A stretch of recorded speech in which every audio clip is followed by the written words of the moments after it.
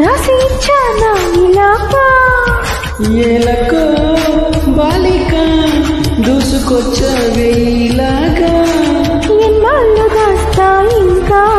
ఎంతకన్నైనా పడనీకా ధన్యోస్మి అంట చిలక అందుకున్న కందాలని కానుక ఏలుకో నాయక రాసి ఇచ్చానా ఇలాగా